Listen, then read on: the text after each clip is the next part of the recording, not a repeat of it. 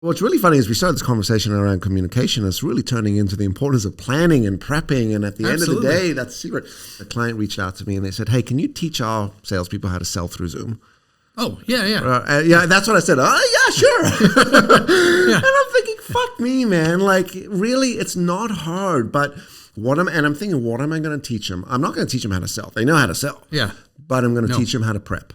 I'm going to teach them how to think about who they are showing up. I'm going to teach them about their background. I'm going to teach them about the different styles of, as you said, informing, persuading, entertaining, because these are the aspects. How are they showing up? How are they showing? That's fundamental. Because it's 80%. It's the 80-20 rule. Like 80% of success comes through preparation, 20% through the actual act or execution. Yep. Right? And people reverse that. They think I got to put 20% in for prep and then 80% is the meeting on Zoom. Yep. Absolutely not. Yeah, I'll throw one more little tidbit in there around showing up, because I think once you've done all that, right? You know, my background, my lighting, my camera, I know how to use the tools. I've got my content. I'm set. Now, what about me as a person? Right. And I write this in my book. I remember having the privilege of being at the Banff Television Festival many, many years ago and watching an interview with Kelsey Grammer, a star of Frasier and Cheers before that. Yeah. His name was Frasier in Cheers, right? Fraser, yeah. And so, but years before that, he was an actor on the stage at Stratford in Othello. Okay. Playing with Christopher Plummer, Canadian icon actor. No, he is. And he tells the story. He starts performing with Christopher Plummer, and Christopher Plummer pretty much manhandles him in every show. They're doing these shows in the matinees and evenings, and he's like picking up Kelsey Grammer and putting him over there, and as the character, pushing him around. And Kelsey Grammer is getting more and more agitated and angry every single performance. He's getting more and more frustrated until one day he loses it. He refuses to be pushed by Christopher Plummer, and he pushes back, and Christopher Plummer goes flying off the stage. And he comes back on, they finish the scene, he's like, this is it, I'm fired. Because he's a young actor at this point. Right. And from that point on, Christopher Plummer and him hit it off. There's no more. Now, this isn't about male ego, and this is not reason, but what it was Kelsey had to take the stage. He had to own his space. And we have to own our space. Even if we're doing an update on Excel or on Zoom or whatever, we have to own that space. So all the things you mentioned, and how am I holding myself? Right. How do I want people to hear and see me, so that in the same way, if I were to wander into a boardroom 5 minutes late, dropping stuff all over the place, spilling my stuff, going, I wish I could find my notes. No. That's not how we'd want to show up. We'd want to show up and sit and be there before everybody else got there. Right. All these kinds of things we would do. Wow. That's the authority figure, the expert factor, right? Yeah. Very cool. Okay, I got one more question, which is around storytelling. So what are some effective ways, or what are some tools people can use to create stories? What goes into storytelling? What tips can you give people? Storytelling has tremendous impact on the human brain. Yes, it does. And so I work with a lot of scientists and academics. I call these individuals ingenious experts. They are individuals that are subject matter experts in their area of focus, but they're ingenious. They want to do things a little bit differently. They want to leave their mark. And a lot of these individuals are left brain thinkers, dermatologists, ophthalmologists, put an ologist at the end, likely they're a group that I'm working with. And so the idea of encouraging them gently to use storytelling is sometimes a challenge. So what I decided to do early on was present the science behind storytelling. Storytelling can impact 7 areas of the brain. Okay. The sensory cortex, for example, is activated, and this is based on a study in Language magazine, I believe, where they connected subjects to in a lab, and they measured the sensory cortex activity when they used words like he had rough hands or she had a nice voice. Low to no sensory cortex activity. But if they used colorful language, not colorful like swearing, but language with emotional content. Emoting, Things like she had a velvety singing voice, or he had rough, leathery hands. The sensory cortex would activate. You have 7 areas of the brain. When you start to tell stories, all 7 can activate. If you don't, you're just going to activate 2 areas of the brain. So the way I say it, do you want your clinic or your business operating with 7 areas or 7 divisions at full steam ahead, or only 2 looking at numbers and facts? Yeah. So do you know which the 2 are that activate? Yes, there's it's Wernicke's area and Broca's area. And then there's 5 other areas of the brain, which includes the sensory cortex and motor cortex, and I'm not going to remember all other areas. Yeah. We use the saying, which is we think in stories, we feel in stories, we see in stories. Right? Love it. Yeah. So you could have that one too.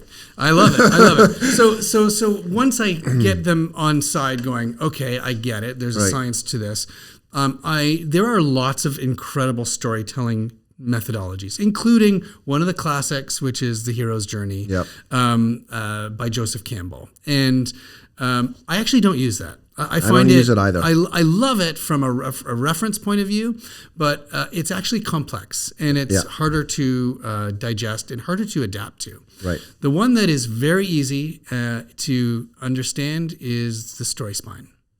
And the story spine is a model that was developed in the 70s by an improviser and playwright, embraced by a small little company called Pixar. And Pixar uses the story spine to develop every single movie storyline. Wow. Every single one. And it is simply this. Once upon a time, there was a character, and every day they did something until one day they stopped doing that something. So they changed it, and something changed, and so they did this, and because of that, they did this, and because of that, they did this. You can do that over and over several times until finally resolution.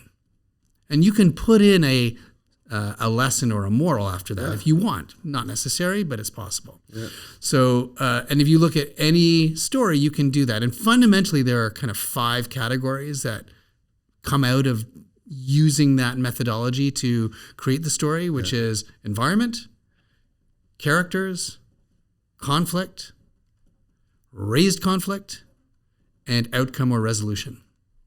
Yeah. And so that's the methodology that I use to help tell the story. I have my own communication canvas to help get the actual content down, and then we marry the 2 together. Very cool. Very cool. And the other thing I'd advise people is, as you're developing your environment, your character, your conflict, raise conflict, and the outcome resolution / lessons lived, lessons learned is the more descriptive you are along the way, absolutely, the better. Yes. Right? And as you said, you gave the example, the velvety voice versus she had a great voice. Yeah, a wonderful improviser and coach that I've worked with, Ian, used to say in some of the workshops that we delivered, he said, the tree, you came to the forest and there was a giant tree. Interesting. What's more interesting? A giant oak. Right. It's just a little more interesting. Right. So if we can get into the specifics, but even better, and I'm going to go one step further, which is as we talk about stories or integrate stories into our communications, if we can draw upon the personal, what happened to Greg? What happened to Nick? What happened to all of the folks in the room even? Mm-hmm. But if it's yours, you can draw upon the nuanced emotional impact that it had on you so that you can have an impact on the audience. Yeah. It's probably why my stories do well. It's because I'm a lunatic and I've got these wacky stories and I'm like, all right, well, let me just tell you. Everyone's like, that was an amazing story. I'm like, really? I do say that if you have ever had the experience where you've told a story in a social setting and it's fallen flat, it's because you haven't got all those ingredients, right? Exactly. And it's happened to me. Like I've been there. I'm like, oh, well, I've shared the story. I'm like, oh yeah, I think about it. I reflect. I'm like, yeah, I really didn't set up the environment, or I didn't explain context, or I didn't have any tension, the conflict or raised conflict. Yeah. So just to define, so what is the difference between conflict and raised conflict? Conflict is kind of the introduction to the barrier that is happening, and then the conflict, like the raised in an effort to overcome that conflict, it actually is raised. Okay. You know who was great at this in TV, on TV, was Game of Thrones. Yes. They would have a battle sequence where you're like, well, I'm pretty sure they're screwed. And then, oh no, they're really screwed now. Right. And then somehow we would have a resolution. Right. Sometimes they weren't. Yeah. Sometimes they were. Game of Thrones was so good. Yeah, good storytelling, right? So amazing storytelling. But it's a barrier that gets even more extreme. That's great. That's really great. Nick, this was really interesting, dynamic, I think very learning and forwarding. I personally got a lot today, specifically from our conversation around prepping and planning and rehearsing and storytelling. And what's funny is we started out talking about communication. Right? That's right. That's right. We went down this journey, right? Which is fantastic. We call it the Story Spine. All right, Nick, you have got a book coming out. The working title right now is Impact. When do you hope to have this out, and what is the book about? The working title, and again, it's a working title, is Impact, Simplify, Transform, and Perform Your Presentations. Excellent. And it's about helping people become better communicators. Cool. Some of the content that we've talked about here today is going to be covered, but it's really a guide. It literally will, at the end of every chapter, there's homework that people can, and steps that people can take, so that if they've got a presentation or a talk or any kind of communication, maybe they've got to deliver a speech at their son or daughter's wedding, they can prepare using this book. Awesome. That's actually a big thing that, people prepare for all sorts of presentations, informal, like corporate, but then they get asked to do the wedding speech very cool. You run a bunch of programs, teaching people how to sort of develop their communication skills. Where can we find you, and what are some of the programs people should look at? I just want to say I've really enjoyed the conversation today, and it's been super. I've learned a lot myself as well. In terms of, if you want to know more about my programs, you can go to kindlerandcompany.com. I have a Communicate with Impact Challenge. It's an 8-week challenge. We just finished one of the 8-week challenges. Another one is going to launch in January. Sign up online.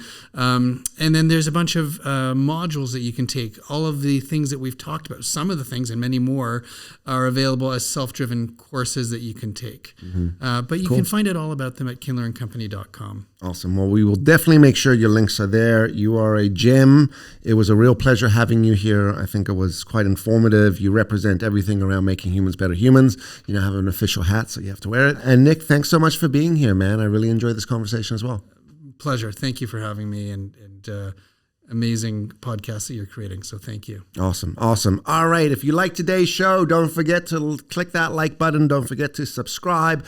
Don't forget to share, and we will see you next time. Hey, I'm Greg Witz. Thanks so much for coming and checking out the video. If you like that video, you're going to love the next one. So I'd highly suggest that you click this video over here.